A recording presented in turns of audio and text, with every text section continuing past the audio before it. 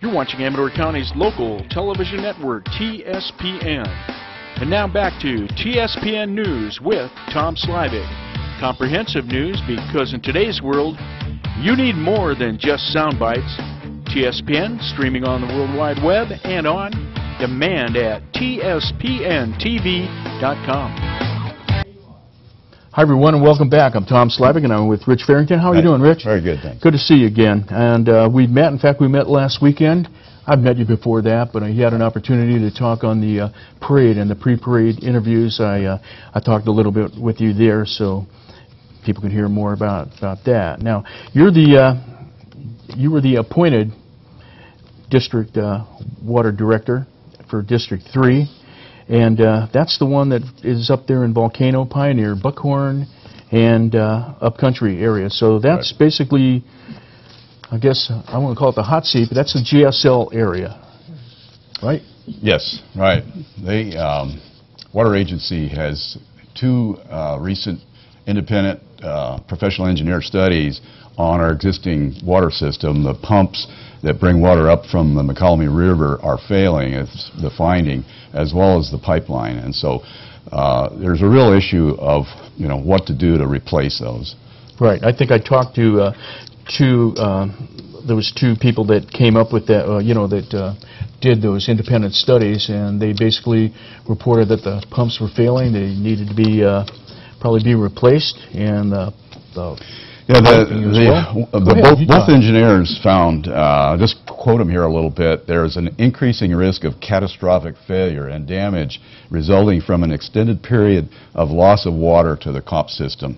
That's what engineer Peterson said from Kennedy Jenks Engineering. Also, Rod Schuler, who used to be the County Public Works Director, said, quote, there's a huge risk of jeopardizing the health and safety of the people in the upcountry area.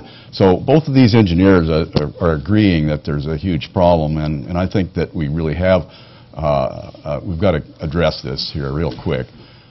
Okay, so what I found out in these interviews is that the pumps are no longer supported. You can't get parts and things for them, at least not from the factory. I guess you could shop off eBay and try to find parts and put things, hobble them together like that. Also, the pipes themselves are there are problems with replacing. The pipes. That's true. That's right. So, if we have an extended water outage, obviously in the summertime, especially during fire season, if a fire gets started in a house or a wildfire is coming in, that could be a real disaster. So why would we have an extended outage? Well, if the pumps fail, and there are some issues with the pipeline that parts of it that are most vulnerable to fail, there's no access to them because they go up a slope about 70 degrees. The pumps also are set into concrete, a hole 15 feet deep in the concrete. They're very hard to access, and so really it's a very difficult situation. And so as a geologist, you feel like you have some insight into how hard that would be to work on and to replace? Yeah, I also worked as a civil engineer, retired from the U.S. Forest Service, and so I've personally investigated the reports from these two engineering firms on site, and actually there's a landslide threatening the lower pump house down by the river. So there's a big problem. We've got to do something, and people need to know that. Okay. There's a couple of alternatives that we've got. I don't know if I... Go ahead. Speak to those. Replacing the pumps and the pipeline is one of the alternatives. The other is this gravity supply line. And the agency proposed that here a couple of years ago, but there was quite a large increase in the water bills that would be accompanying. So my goal is to try and replace with a better system and reduce water bills. And the agency right now is working on a way that we might be able to do that, which is kind of exciting to me. It's called a community facility district. So there would actually be a separate district that would develop, and that we'd be able to get payments from developers so that they kind of help the burden on, and it isn't all on the existing water customers. So this would be for developers that plan on developing future. They can get in-serve or will serve. Is that Right. correct? They'll get some kind of a ticket to get in line ahead of people that don't participate. So. Okay.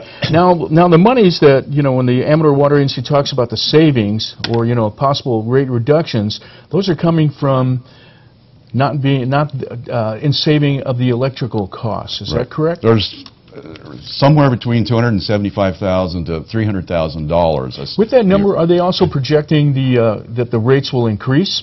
No, actually, we've had a consultant that did an analysis of replacing the pumps versus the GSL, and he's estimating that the rates might go down as much as $10 a month if this CFD is approved. And it has to go through an election, and voters will have to approve that.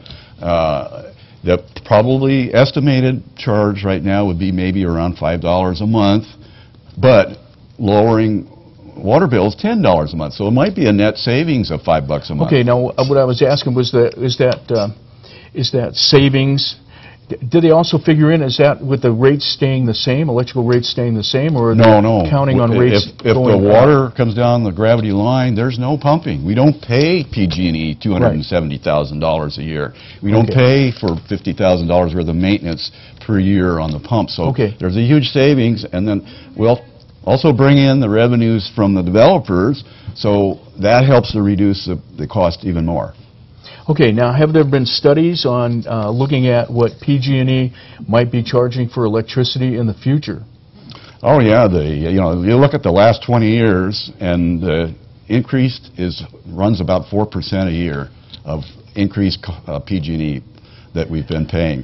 And anybody that predicts that it's going to be level or down doesn't know what they're talking about. We're going to continue to see increasing rates, and over the 40-year period of the debt for the GSL, it could run as much as $20 to $28 million in just PG&E costs. So instead of taking that money and giving it to PG&E, we need to use that to pay down the debt on this better, more green system of providing. And I guess as an engineer, geologist engineer, that if there's no electricity involved in the system, if there is no electricity outage, you still have water pressure in case of fires. I wanted to mention the Auburn fire in 2009.